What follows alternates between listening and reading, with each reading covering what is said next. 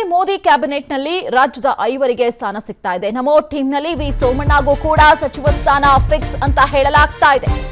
ಪ್ರಧಾನಿ ಮೋದಿ ಕ್ಯಾಬಿನೆಟ್ನಲ್ಲಿ 5 ಜನರಿಗೆ ಸ್ಥಾನ ಸಿಗ್ತಾ ಇದೆ. ಅದರಲ್ಲಿ ನಮೋ ಟೀಮ್ನಲ್ಲಿ ವಿ ಸೋಮಣ್ಣಗೂ ಕೂಡ ಸಚಿವ ಸ್ಥಾನ ಫಿಕ್ಸ್ ಅಂತ ಹೇಳಲಾಗ್ತಾ ಇದೆ. Prahlad Joshi, V Somanna, Shobha Karandlaje, HD. ಕುಮಾರಸ್ವಾಮಿಗೆ ಮಂತ್ರಿ ಸ್ಥಾನ ಒಲಿಯೋದು ಫಿಕ್ಸ್ ಅಂತ ಹೇಳಲಾಗ್ತಾ ಇದೆ. ಇನ್ನ ರಾಜ್ಯಸಭೆ ಸದಸ್ಯೆ ನಿರ್ಮಲಾ ಸೀತಾರಾಮನ್ಗೂ ಕೂಡ ಮಣೆಯನ್ನ ಹಾಕಲಾಗ್ತಾ ಇದೆ. ಈ ಬಾರಿ ಇಂದು ಸಂಜೆ ಪ್ರಮಾಣ ವಚನ ಸ್ವೀಕರಿಸುತ್ತಾರೆ ಸಂಸದರು. ಮೋದಿ 3ನೇ ಬಾರಿಗೆ ಪ್ರಧಾನಮಂತ್ರಿಯಾಗಿ ಅಧಿಕಾರವನ್ನ ಸ್ವೀಕಾರ ಮಾಡ್ತಾರೆ. ಈ ಕ್ಯಾಬಿನೆಟ್ನಲ್ಲಿ ಯಾರೆಲ್ಲ ಇರ್ತಾರೆ ಅನ್ನುವಂಥದ್ದು ಸಾಕಷ್ಟು ಕುತೂಹಲಕ್ಕೆ ಕಾರಣ ಆಗ್ತಾ ಇರುವಂಥದ್ದು. ಕರ್ನಾಟಕದಿಂದ ನಮೋ ಟೀಮ್ನಲ್ಲಿ ಈಗ ಸೋಮಣ್ಣಗೂ ಕೂಡ ಸಚಿವ ಸ್ಥಾನ ಸಿಗೋದು ಫಿಕ್ಸ್ ಅಂತ ಹೇಳಲಾಗ್ತಾ ಇದೆ. ಪ್ರಹ್ಲಾದ್ ಜೋಶಿ, ವಿ ಸೋಮಣ್ಣ, ಶೋಭಾ ಕರಂದ್ಲಾಜೆ, ಇನ್ನು ಸಾಕಷ್ಟು ಮಂದಿಗೆ ಎಚ್.ಡಿ. ಕುಮಾರಸ್ವಾಮಿ ಅವರಿಗೂ ಕೂಡ ಈ ಬಾರಿ ಕ್ಯಾಬಿನೆಟ್ನಲ್ಲಿ ಅವಕಾಶ ಸಿಗ್ತಾ ಇದೆ. ಮಂತ್ರಿ ಸ್ಥಾನ ಒಲಿಯುವುದು ಫಿಕ್ಸ್ ಅಂತ ಹೇಳಲಾಗ್ತಾ ಇದೆ. ಜೊತೆಗೆ ರಾಜ್ಯಸಭೆಯ ಸದಸ್ಯ ಆಗಿರುವಂತಹ ನಿರ್ಮಲಾ ಸೀತಾರಾಮನ್ಗೂ ಕೂಡ ಈ ಬಾರಿ ಮಣೆಯನ್ನ ಆಗ್ತಾ ಇದೆ. ದೃಶ್ಯದಲ್ಲಿ ನಾವು ಗಮನಿಸ್ತಾ ಇದ್ದೀವಿ. ಇವರೆಲ್ಲರೂ ಕೂಡ ಕ್ಯಾಬಿನೆಟ್ನಲ್ಲಿ ಅಧಿಕಾರವನ್ನ ಸ್ವೀಕಾರ ಮಾಡುವುದಕ್ಕೆ ಸನ್ನದ್ಧರಾಗಿ ಕೂತಿದ್ದಾರೆ.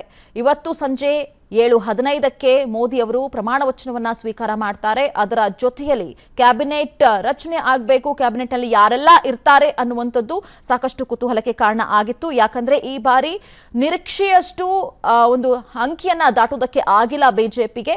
ಒಂದು ಮೈತ್ರಿ ಸರ್ಕಾರದ ಮುಖಾಂತರವಾಗಿ ಸಮ್ಮಿಶ್ರ ಸರ್ಕಾರವನ್ನ ರಚನೆ ಮಾಡುವುದಕ್ಕೆ ಮುಂದಾಗ್ತಾ ಇದೆ. ಹಾಗಾಗಿ ಎಲ್ಲರನ್ನ ಕೂಡ ವಿಶ್ವಾಸಕ್ಕೆ ತೆಗೆದುಕೊಳ್ಳುವಂಥದ್ದು ಕೂಡ ಈ ಬಾರಿ ಅನಿವಾರ್ಯ ಆಗಿದೆ. ಕರ್ನಾಟಕದಿಂದ ಯಾರಿಗೆಲ್ಲ ಅವಕಾಶ ಸಿಗುತ್ತೆ ಅನ್ನುವಂಥದ್ದು ಸಾಕಷ್ಟು ಕುತೂಹಲಕ್ಕೆ ಕಾರಣ ಆಗಿತ್ತು. ಅದರಲ್ಲಿ ಪ್ರಹ್ಲಾದ್ ಜೋಶಿ, ವಿ ಸೋಮಣ್ಣ, ಶೋಭಾ ಕರಂದ್ಲಾಜೆ, ಎಚ್.ಡಿ. ಕುಮಾರಸ್ವಾಮಿ ಅವರ ಹೆಸರುಗಳು ಕೂಡ ಕಂಪ್ಲೀಟ್ ಆಗಿ ಅವರ ಹೆಸರು ಫಿಕ್ಸ್ ಆಗಿದೆ. ಜೊತೆಗೆ ರಾಜ್ಯಸಭೆಯ ಸದಸ್ಯೆ ನಿರ್ಮಲಾ ಸೀತಾರಾಮನ್ ಅವರ ಹೆಸರು ಕೂಡ ಕೇಳಿ ಬರ್ತಾ ಇರುವಂತದ್ದು. ಈಗ ಆಲ್ರೆಡಿ ದೆಹಲಿಯಲ್ಲಿ ಎಲ್ಲ ರೀತಿಯಾದಂತಹ ಸಕಲ ಸಿದ್ಧತೆಗಳನ್ನ ಮಾಡಿಕೊಂಡಿದ್ದಾರೆ. ಪ್ರಮಾಣ ವಚನ ಸ್ವೀಕಾರಕ್ಕೆ ಸಂಬಂಧಪಟ್ಟಂತೆ ಬಿಗಿ ಭದ್ರತೆಯನ್ನ ಕೂಡ ಕೈಗೊಳ್ಳಲಾಗಿದೆ. ಇವತ್ತು ಬೆಳಗ್ಗೆಯಿಂದಲೂ ಒಂದಲ್ಲ ಒಂದು ಕಾರ್ಯಕ್ರಮದಲ್ಲಿ ಮೋದಿ ಅವರು ಭಾಗಿಯಾಗ್ತಾ ಇದ್ದಾರೆ. ಮುಂದಿನ ಸರ್ಕಾರ ಒಂದು ಯಶಸ್ವಿ ಆಗೋದಕ್ಕೆ ಏನೆಲ್ಲ ಸ್ಟ್ರಾಟಜಿಗಳನ್ನ ಮಾಡಬೇಕು, ಏನೆಲ್ಲ ಕ್ರಮಗಳನ್ನ ತೆಗೆದುಕೊಳ್ಬೇಕು ಅನ್ನುವುದರ ಕುರಿತಾಗೂ ಕೂಡ ಈಗ ಆಲ್ರೆಡಿ ಬ್ಲೂ ಮ್ಯಾಪ್ ರೆಡಿ ಇದೆ. ಇನ್ನ ಯಾರೆಲ್ಲ ಈ ಬಾರಿ ಕ್ಯಾಬಿನೆಟ್ನಲ್ಲಿ ಅವಕಾಶ, ಸೋಮಣ್ಣ ಅವರು 2 ಬಾರಿ ಕೂಡ ಸೋತಿದ್ರು, ಈ ಬಾರಿ ಗೆಲುವನ್ನ ಕಂಡು ಕ್ಯಾಬಿನೆಟ್ ಪ್ರವೇಶವನ್ನ ಮಾಡ್ತಾ ಇದ್ದಾರೆ. ಈ ಒಂದು ಲೆಕ್ಕಾಚಾರವನ್ನ ನೋಡ್ತಾ ಹೋದ್ರೆ ಯಾವ ಲೆಕ್ಕಾಚಾರದ ಆಧಾರದ ಮೇಲೆ ಕ್ಯಾಬಿನೆಟ್ನಲ್ಲಿ ಅವಕಾಶಗಳನ್ನ ಕೊಡ್ತಾ ಹೋಗ್ತಾ ಇದ್ದಾರೆ. ಇನ್ನ ಮುಂದೆ ಕೂಡ ಬೇರೆ ಬೇರೆ ರಾಜ್ಯಗಳಲ್ಲಿ ವಿಧಾನಸಭಾ ಎಲೆಕ್ಷನ್ ಕೂಡ ಹತ್ರ ಆಗುತ್ತೆ.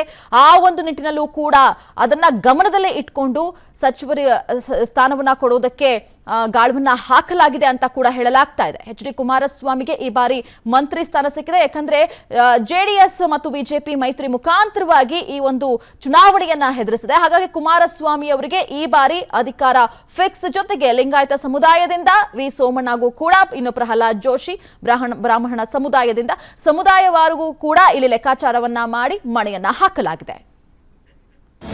ಅನುಕ್ಷಣದ ಸುದ್ದಿಗಳಿಗಾಗಿ ವಿಸ್ತಾರ ನ್ಯೂಸ್ ಯೂಟ್ಯೂಬ್ ಚಾನೆಲ್ ಸಬ್ಸ್ಕ್ರೈಬ್ ಮಾಡಿ. ಹೊಸ ಸುದ್ದಿಗಳ ನೋಟಿಫಿಕೇಶನ್ಗಾಗಿ ಬೆಲ್ ಐಕಾನ್ ಕ್ಲಿಕ್ ಮಾಡಿ. ಲೇಟೆಸ್ಟ್ ಅಪ್ಡೇಟ್ಸ್ಗಾಗಿ www.vistaranews.com ವೆಬ್ಸೈಟ್ಗೆ ವಿಸಿಟ್ ಮಾಡಿ. ಅಂಗೈಯಲ್ಲೇ ಜಗತ್ತಿನ ಸುದ್ದಿ ತಿಳಿಯಲು ವಿಸ್ತಾರ ನ್ಯೂಸ್ ಕನ್ನಡ ಆಪ್ ಡೌನ್ಲೋಡ್ ಮಾಡಿ.